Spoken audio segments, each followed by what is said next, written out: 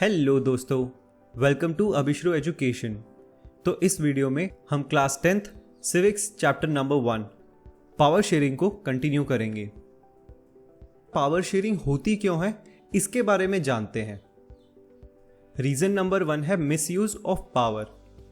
अगर पूरी पावर किसी एक पर्सन या किसी एक सिस्टम के पास आ जाती है तो वो उन पावर का मिसयूज भी कर सकते हैं, जिसकी वजह से पूरी कंट्री या पूरे सिस्टम को प्रॉब्लम हो सकती है।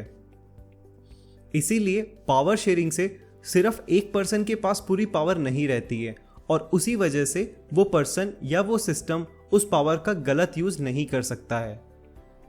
सेकंड रीजन है great power comes with great responsibility.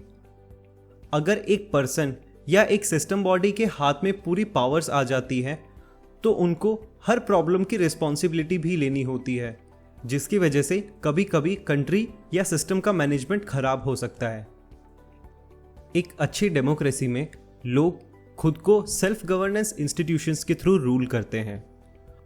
Country का हर सिटीजन पब्लिक पॉलिसीज को डिजाइन करने में एक इम्पॉर्टेंट रोल प्ले करता है। इसीलिए एक अच्छी डेमोक्रेटिक कंट्री में पॉलिटिकल पावर्स भी सिटीजन्स के अमंग डिवाइड की जाती है। आइए जानते हैं कि ये पावर्स किस फॉर्म में शेयर होती हैं। First form of power sharing है हॉरिजॉन्टल डिस्ट्रीब्यूशन। ऐसे डिस्ट्रीब्यूशन में पावर गवर्नमेंट की ऑर्गन्स में डिवाइड की जाती है, जो कि है लेजिस्लेचर, एग्जीक्यूटिव और जुडिशरी। इन्हें हॉरिजॉन्टल डिस्ट्रीब्यूशन इसीलिए कहा जाता है क्योंकि ये एक सेम लेवल पर काम करती हैं और डिफरेंट पावर्स को एक्सरसाइज करती हैं। इस प्रकार के सेपरेशन से ये कंफर्म किया जाता है कि किसी भी पर्टिकुलर ऑर्गन के पास अनलिमिटेड पावर नहीं हो और एक ऑर्गन दूसरे ऑर्गन के ऊपर चेक रख सके। इस अरेंजमेंट को system of checks and balances भी कहा जाता है।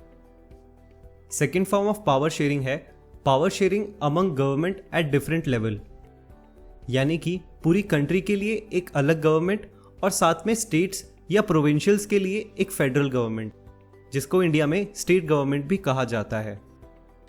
इस टाइप की पावर शेयरिंग में नेशनल लेवल पर जो पावर्स होती हैं वो सेंट्रल गवर्नमेंट के पास होती हैं, लेकिन पावर को शेयर कर दिया जाता है स्टेट लेवल्स के साथ, सो दैट स्टेट के इंटरनल मैटर्स स्टेट लेवल की गवर्नमेंट हैंडल कर सके। Third form of power sharing है power sharing among different social groups.